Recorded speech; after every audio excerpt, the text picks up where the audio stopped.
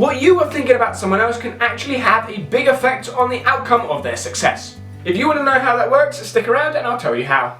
What you as a boss, a teacher, a coach think about someone else, so your student, your participant or your employee, can actually affect your behaviours towards them and therefore their outcomes. In my previous video that I'll link up there, I spoke about something called the self-fulfilling prophecy. In that video, very briefly, I spoke about a study that was done on teachers and students. Some of the students were labelled as gifted and talented and some weren't.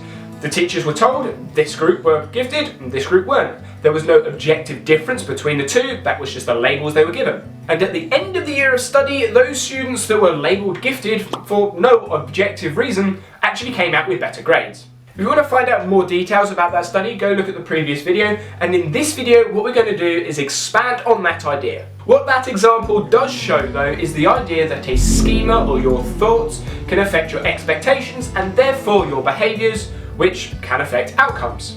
That study was actually about the Pygmalion effect, which is under the umbrella of self-fulfilling prophecy. There are two main effects that are under the umbrella of self-fulfilling prophecy, and the Pygmalion effect is the one where someone else's expectations can have an impact on your outcomes. So another way of putting that is if someone has a higher expectation on someone else, so a student or a coach has a higher expectation on one student over the other student, the student that has the higher expectations is more likely to gain success or be more achievable. This could be seen in a teacher-student relationship or an employer-employee relationship, or more specific to this channel, coach-athlete relationship. And if that's something you're interested to learn about, consider subscribing.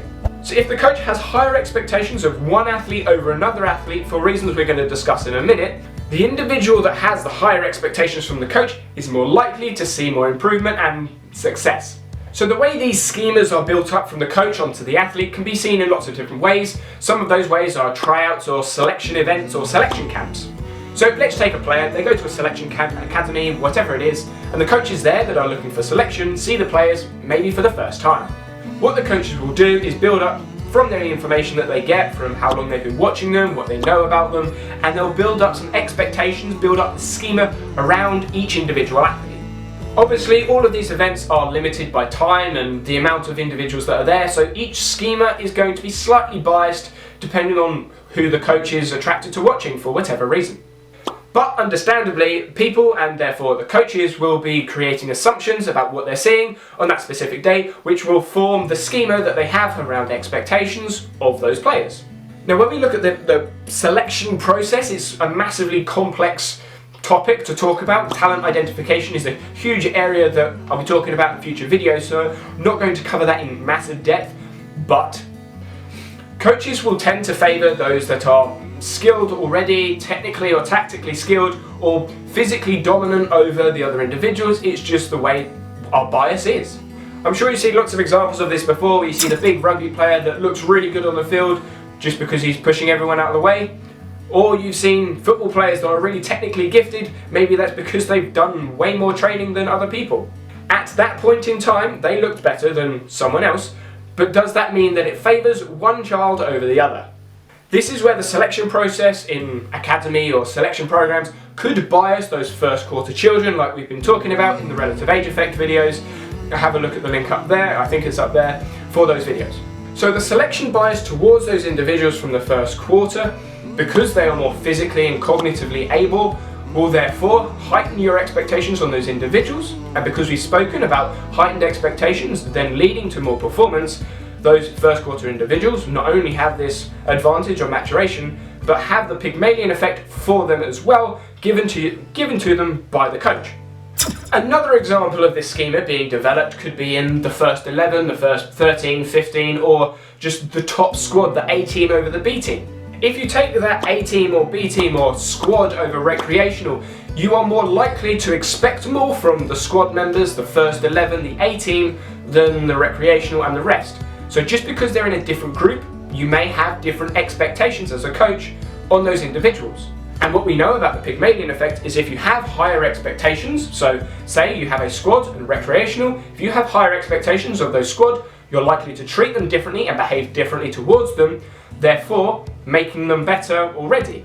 Whereas the recreational don't have those high expectations, so behaviours will be slightly different, Therefore, they won't improve at the same rate, potentially. The behaviours that you may change, something like informational feedback for the squad or general instruction for recreational. Maybe you're just giving more time to the squad than you are recreational. There's lots of different behaviours that you may change that could affect the outcomes of the individuals. There are other ways that coaches may favour one athlete over another athlete, and it doesn't have to be selection programs. It could be other social things like good friends with parents, or they know the athlete very well, or they've seen the athlete grow up. All of these different things may favour that schema towards higher expectations and therefore better performance. I'm going to stress this though, as it may have come across a little bit biased, but this isn't a bad thing. Having high expectations of someone and helping them develop isn't a bad thing. At the end of the day, that's what as coaches we are trying to do. But if we bias our expectations towards the first 11, the squad, the group or the individuals, what happens to the others? There might be other people in that group that have high potential, but because you haven't given them expectations and the Pygmalion effect is kind of working against them, they might not succeed as well as others. So I guess the question I'm asking is, in your practice, are you fair in giving the same opportunities and same behaviours to both groups of individuals? And like I've said before, this can obviously be tied to the relative age effect because you're more likely to favour those individuals in the first quarter. Those of you wondering about the second effect that comes under that umbrella of self-fulfilling prophecy, that's what I'll be talking about in the next video, so I'll see you there.